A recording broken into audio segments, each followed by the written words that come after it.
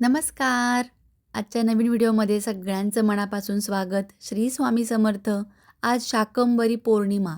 घरामध्ये धनधान्याची बरसात अखंड राहावी यासाठी आजचा जो दिवस आहे यापेक्षा दुसरा महत्त्वाचा दिवस तुम्हाला वर्षभरात मिळणार नाही. कारण शाकंभरी पौर्णिमा हा खूप पवित्र दिवस आहे आणि या दिवशी अन्नपूर्णा देवीची विशेष उपासना, विशेष पूजा केल्याने घर नेहमी धनधान्यानं भरलेलं राहतं, हे लक्षात घ्या.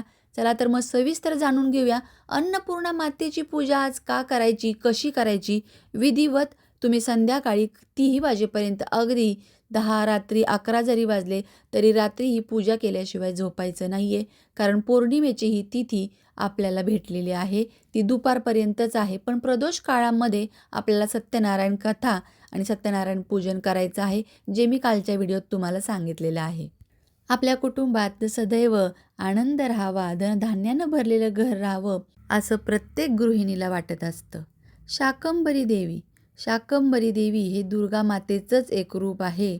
दुर्गेचं रूप म्हणजे शाकंभरी. 100 डोळे म्हणून तिचं शाकंभरी असं नाव पडलेलं आहे. कारण दुर्गा देवीने मानव कल्याणासाठी हा अवतार घेतला होता. कालच्या व्हिडिओमध्ये तुम्हाला मी त्याची कथा देखील सांगितली थोडक्यात.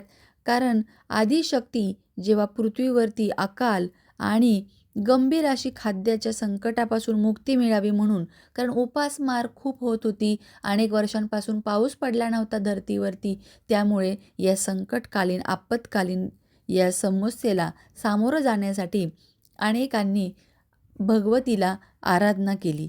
तेव्हा शाकंभरी मातेचं रूप धारण केलं ते या पौर्णिमेच्या दिवशी. 60 प्रकारच्या भाज्या, 60 प्रकारच्या कोशिंबिरींचा नैवेद्य खूप मोठ्या श्रद्धेपूर्वक आजच्या दिवशी दाखवला जातो, तो म्हणजे शाकंभरी देवीला. अनेकांच्या ठिकाणी म्हणजेच कुलदेवी देखील शाकंभरी माता आहे. त्यामुळे कुलधर्म, कुलाचार हा केला जातो. 9 दिवस उपवास वगैरे केले जातात. पण अनेकांच्या ठिकाणी ही कुलदेवी माता नाही आहे, तरी देखील आपल्या घरात असणारी अन्नपूर्णा मातेची जी मूर्ती आहे, त्या मूर्तीवरती आपण ही पूजा जरूर करायची आहे. अगदी महत्त्वाची गोष्ट आहे ही.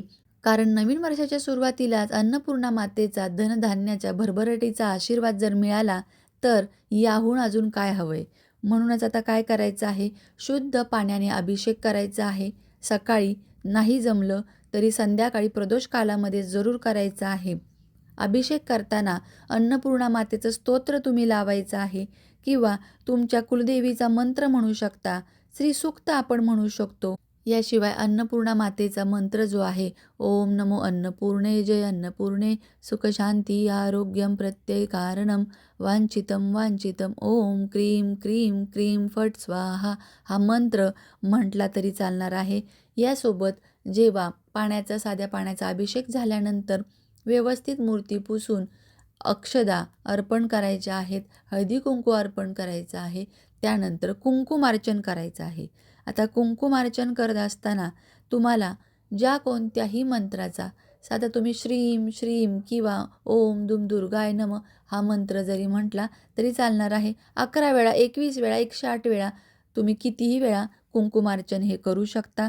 कुंकुमार्चन करत असताना हे देवीच्या चरणापासून डोक्यापर्यंत करावं. प्रारंभ देवीच्या चरणापासून करावा. जर कुंकुमार्चन करणार नसताल तर मुठभर तांदूळ घ्यायचे आहे हातामध्ये आणि देवीच्या चरणांपासून सुरू करून डोक्यापर्यंत वाहायचे आहेत. देवीचा नाम जप करायचा आहे. कोणत्याही एका धान्यानं स्नान घालायचं आहे. या सगळ्या गोष्टींपैकी काही नाही जमलं तरी मनोभावे प्रार्थना करून दिवा लावावा आणि मनोभावे त्या दिवशी काही ना काहीतरी दान करावं. गरजूंच्या उपयोगाला आपण पडलं पाहिजे. अन्नदानाचं महत्त्व जे आहे ते आजच्या दिवशी खूप आहे. हातून एखाद्या भुकेल्या जीवाला जर आज तुम्ही अन्नदान घडलं तुमच्याकडून, तर निश्चितच जगदंबेचा आशीर्वाद, माता अन्नपूर्णाचा आशीर्वाद तुम्हाला भरभरून मिळेल. अन्नपूर्णा मातेची आजच्या दिवशी विशेष अशी प्रार्थना करावी, पूजा करावी. शक्य असेल तितकं तुम्ही आजच्या दिवशी फळभाज्यांचा वगैरे नैवेद्य दाखवावा. त्या जेवणामध्ये सात्विकता येऊ दे. जे अन्न बनवले आहे ते नैवेद्य म्हणून दाखवून हे सर्व आमच्या परिवारामध्ये आम्ही खाऊ. तेव्हा एकमेकांमध्ये माया, ममता, प्रेम, आदर असावा आणि एखाद्या भुकेल्याला आम्ही जरूर पोटभर खायला घालावा, अशी आमची पात्रता, कुवत असावी. असं प्रार्थना करायची आहे. आणि त्यानंतर तुम्ही ही वाटीमध्ये अन्नपूर्णा माता तांदळाने भरून ठेवायची आहे. आजच्या दिवशी फूल व्हायचं आहे. लाल फूल किंवा पांढरं फूल वाहू शकता. आणि या ज्या अक्षदा आहेत यातल्या थोड्याशा अक्षदा म्हणजे तांदूळ तुम्ही धान्याच्या डब्यात साठा करून ठेवायचा आहे. लाल कापडामध्ये हे थोडेसे तांदूळ बांधून ते तुम्ही धान्याच्या तुमच्या कोणत्याही डब्यामध्ये ठेवू शकता. आजच्या दिवशी स्वच्छ शेगडी जी आहे ती स्वच्छ धुवून वगैरे हळदी कुंकू लावायचं, अक्षदा व्हायच्या, फूल ठेवायचं, अगरबत्ती, दिवा हे आहे ते ओवाळायचं. अन्नपूर्णा देवीचं स्मरण करून तिथे तुम्ही एका भांड्यामध्ये थोडंसं दूध उतू घालवायचं आहे आणि त्यानंतर बघा स्वयंपाकाला वगैरे सुरुवात करायची आहे. असं केल्याने अन्नपूर्णा मातेचा आशीर्वाद तुम्हाला भरभरून प्राप्त होतो. चला तर मग पुन्हा भेटूया अशाच नवीन माहितीसोबत. पण तोपर्यंत सर्वांना माझ्याकडून श्री स्वामी समर्थ. आणि हो, व्हिडिओ जास्तीत जास्त लोकांपर्यंत जरूर शेअर करा. व्हिडिओ आवडल्यास एक लाईक करा आणि चॅनलला जरूर सबस्क्राईब करा.